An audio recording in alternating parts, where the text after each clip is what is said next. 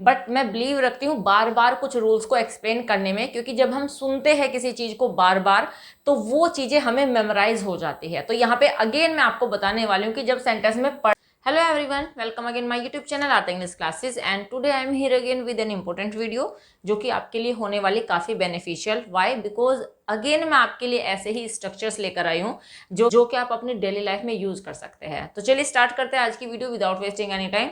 Let's begin.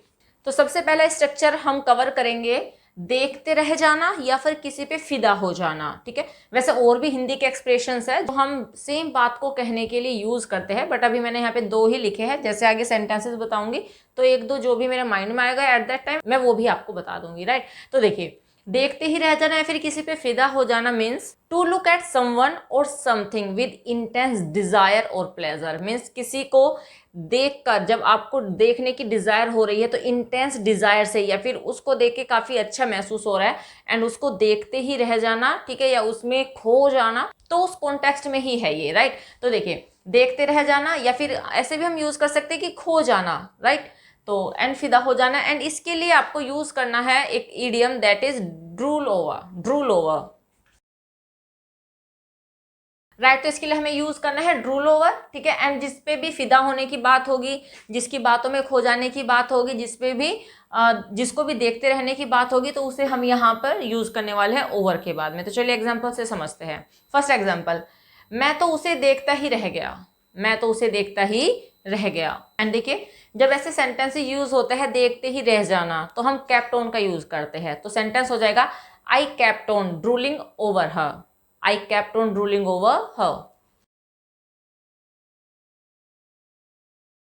Right sentence is I kept on ruling over her means मैं तो उसे देखता ही रह गया।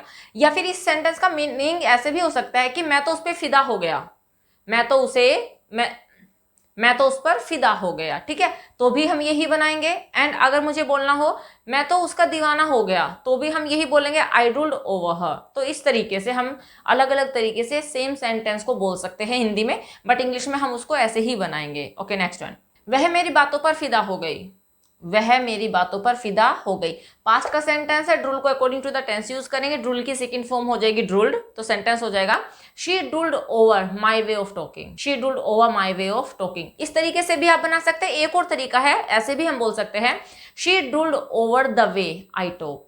ठीक है, she drooled over the way I talk.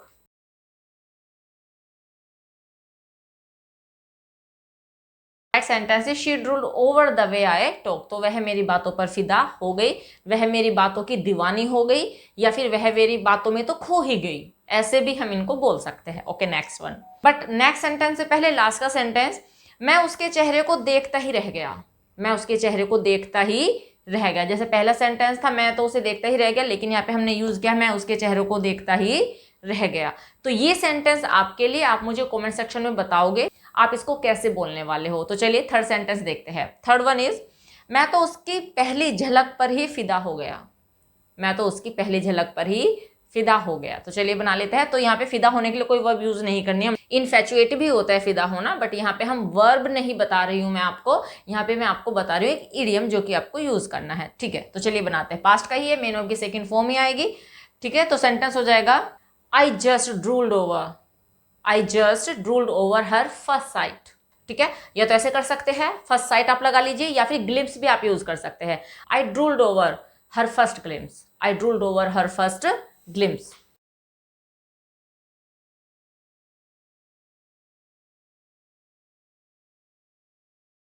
Right sentences I drooled over her first glimpse. ठीक है, तो ऐसे आप सेंटेंसेस को बना सकते हैं। होप समझ में आ गया होगा, या आपको स्क्रीनशॉट लेना चाहते हैं तो ले लीजिए। होप इसे आप यूज करने वाले हो अपनी लाइफ में। तो चलिए नेक्स्ट स्ट्रक्चर देखते हैं। इन सारे सेंटेंसेस में एक कॉमन बात है, और वो ये है कि देखिए, दिल पर पत्थर रखकर मुझे यह निर्णय लेना पड़ा। तो यहाँ पे यूज हुआ दिल पर पत्थर रखकर, एंड इसमें भी दिल पर पत्थर रखकर मैंने उसे छोड़ दिया। राइट, तो यहाँ पे भी दिल पर पत्थर रखकर ही यूज हुआ है। एंड लास्ट सेंटेंस में कुछ निर्णय दिल पर पत्थर रखकर लेने पड़ते हैं, तो यहाँ पे भी दिल पर पत्थर रखकर। ठीक है, तो ये एक्सप्रेशन मैं आपको बताने वाली हूँ कि जब हमें सेंटेंसेस में बोलना पड़े कि दिल पर पत्थर रख के ये करना पड़ा, ये करना पड़ेगा, तो उस सेंस में हम क्या यूज करते हैं। एंड देखिए, वैसे तो मुझे यहाँ पर एक सॉन्ग भी याद आ रहा है जो कि काफी पॉपुलर हुआ था कि दिल पे पत्थर रख के मुंह पे मेकअप कर लिया, है ना, दिल पे पत्थर रखकर मुंह पर मेकअप कर लिया। ठीक है, तो स्ट्रक्चर तो मैं आपको बताने ही वाली हूँ, बट इस सेंटेंस को जो कि एक सॉन्ग है और इसकी वर्डिंग है दिल पे पत्थर रखकर मुंह पे मेकअप कर लिया, ये आप मुझे बताने वाले हो कि आप इसको कैसे ट्रांसलेट करेंगे, कैसे आप इसको बोलेंगे। तो वो आपके लिए है, कमेंट सेक्शन में जरूर बताइएगा। तो चलिए मैं आपको बता देती हूँ कि अगर हमें ऐसे सेंटेंसेस बोलने हो, ठीक है, तो आपको यूज करना है with a heavy heart, with a heavy heart. And इसे हम सेंटेंस के लास्ट में यूज करेंगे, विद अ हैवी हार्ट को हम सेंटेंस के लास्ट में यूज करेंगे। मीन्स जब हमें कोई डिसीजन लेना हो और वो हम ले पाने में कैपेबल ना हो, मीन्स हमें वो डिसीजन लेने में, वो डिसीजन मेकिंग करने में बहुत पेन फील होता है, लेकिन फिर भी क्या करना होता है, सरकमस्टेंसेस ऐसे होते हैं कि हमें वो लेना पड़ेगा, तो भले ही हमारा दिल माने या ना माने, तो उसी को कहते हैं दिल पर पत्थर रखना। तो चलिए एग्जाम्पल से समझते हैं। फर्स्ट सेंटेंस इज, दिल पर पत्थर रखकर मुझे यह निर्णय लेना पड़ा, दिल पर पत्थर रखकर मुझे यह निर्णय लेना पड़ा। अब देखिए यहाँ पे ये कॉन्सेप्ट लेना पड़ा, लेना पड़ेगा, लेना पड़ता है, मैंने आपको बहुत बार बताया है। पड़ा मीन्स कंपल्शन दिखाई जाती है, तो ऐसे सेंटेंसेस में हम पास्ट में हैड टू का यूज करते हैं, तो वही हम यहाँ पे यूज करेंगे। सेंटेंस हो जाएगा I had to make, decision लेने के लिए हम यूज करेंगे make. I had to make this decision with a heavy heart, I had to make this decision with a heavy heart.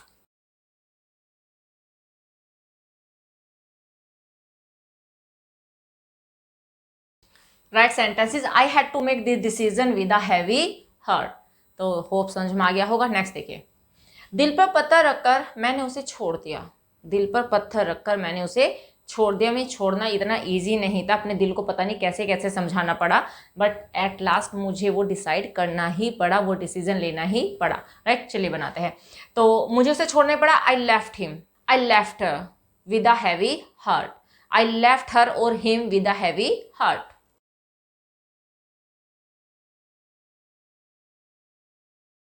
Right sentence is I left her और him with a heavy heart. अब देखिए इस sentence को हम एक तरीके से और बोल सकते हैं, कैसे, जैसे यहाँ पे ये है कि दिल पर पत्थर रखकर मैंने उसे छोड़ दिया, ऐसे भी कह सकते हैं, पर उसे छोड़ दिया ये थोड़ा अजीब सा लग रहा है, ऐसा लग रहा है कि मैंने छोड़ा है उसको, है ना, तो ये थोड़ा अच्छा साउंड नहीं कर रहा है। तो हम ऐसे भी बोल सकते हैं सेंटेंस को, दिल पे पत्थर रखकर मैंने उसे जाने दिया। अब उसे जाने दिया का मतलब यही है कि छोड़ दिया भाई, है ना, कि चलो it will be good for him और हर, तो मैंने उसको जाने दिया, तो ऐसे भी हम बोल सकते हैं। ठीक है, दिल पर पत्थर रखकर मैंने उसे जाने दिया, ठीक है, तो तब सेंटेंस में थोड़ा सा चेंज आएगा, ऐसे हम कह सकते हैं I let her go, I let her गो, या I let him go with a heavy heart. तो ऐसे भी आप इसको बोल सकते हैं। राइट, ऐसे भी हम इनको बोल सकते हैं, तो दोनों तरीके से जैसा मन करे वैसे बोल सकते हो। ओके, नेक्स्ट वन, कुछ निर्णय दिल पर पत्थर रखकर लेने ही पड़ते हैं। अब देखिए यहाँ पे पड़ा था, तो पास्ट का था, लेने ही पड़ते हैं, राइट, तो प्रेजेंट का है।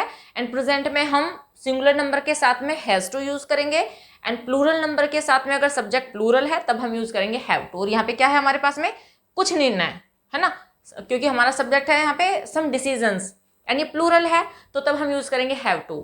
सम decisions have to make with a heavy heart, some decisions have to make with a heavy heart।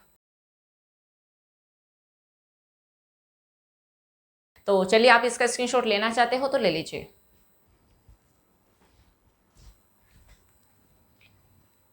तो होप ये स्ट्रक्चर आपके लिए यूजफुल होगा एंड आप इसे यूज भी करने वाले हैं। तो चलिए नेक्स्ट स्ट्रक्चर देख लेते हैं। नेक्स्ट मैं आपको बताने वाली हूँ एक इंग्लिश वर्ड जो कि हम यूज करते हैं तमाशा देखने वालों के लिए, या फिर तमाशा देखने वाला अगर हमें यूज नहीं करना और हमें शॉर्ट में बोलना है तब हम यूज कर सकते हैं तमाशबीन। एंड कहीं कहीं पे तो मैंने सुना है तमाशबीन ना यूज करके तमाशगीन यूज करते हैं। तो राइट, तो आप जो भी यूज करते हो, तमाशा देखने वाले, तमाशबीन, तमाशगीन, कुछ भी यूज करते हो, उसके लिए आपको वर्ड यूज करना है on lookers, on lookers. Right, तो इसके लिए आपको यूज करना है ऑन लुकर्स। एग्जाम्पल से देख लेते हैं। फर्स्ट वन इज, भारत में तमाशा देखने वालों की कमी नहीं है, भारत में तमाशा देखने वालों की कमी नहीं है। There is no lack of onlookers in India, there is no lack of onlookers in India.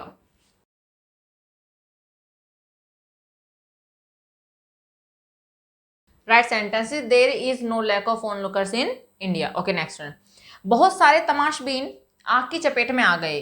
अब ये जो सेंटेंस है ये हम पैसिव में भी बना सकते हैं एंड एक्टिव में भी, ठीक है। तो अगर एक्टिव से हम बनाएंगे तो यहाँ पे हम फायर को एज ए सब्जेक्ट यूज करने वाले हैं, तो सेंटेंस हो जाएगा, देखिए पास्ट का सेंटेंस है, इंडेफिनिट का सेंटेंस है और पॉजिटिव सेंटेंस है, तो मेन वर्ब की सेकंड फॉर्म लगाएंगे एंड चपेट में आ जाने के लिए हम यूज करेंगे affected. The fire affected, the fire affected a large crowd of onlookers, the fire affected a large crowd of onlookers, right. ये तो आप इसको ऐसे बना लीजिए, लेकिन आप इसको दूसरे तरीके से बना सकते हैं पैसिव में। पैसिव में कैसे बनाएंगे, a large crowd of onlookers, a large crowd of onlookers were affected by the fire.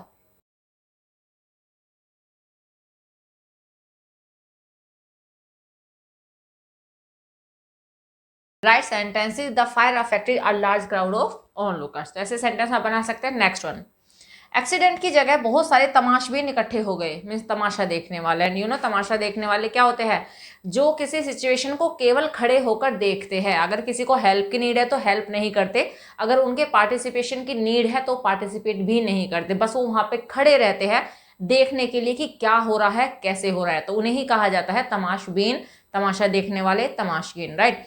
तो एक्सीडेंट की जगह बहुत सारे तमाशबीन इकट्ठे हो गए, तो ये भी पास्ट का ही है। मेन वर्ब की सेकंड फॉर्म, मेन वर्ब की सेकंड फॉर्म यूज करेंगे एंड यहाँ पे मेन वर्ब है इकट्ठा हो जाना, जिसके लिए हम यूज करते हैं गैदर, तो हम यूज करने वाले हैं gathered. A crowd of onlookers gathered at the scene of the accident, a crowd of onlookers gathered at the scene of accident.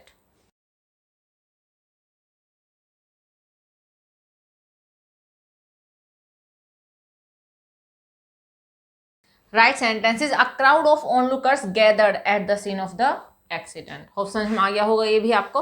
Screenshot लेना चाहते हो तो ले लीजिए। तो इस वीडियो में 3 इंपॉर्टेंट स्ट्रक्चर्स कवर कर लिए हमने, जो कि काफी बेनिफिशियल होने वाले हैं आपके लिए। तो बस इस वीडियो में इतना ही, मिलते हैं नेक्स्ट वीडियो में कुछ और इंपॉर्टेंट फैक्ट्स को लेकर। Till then bye bye, take care, stay healthy and keep learning.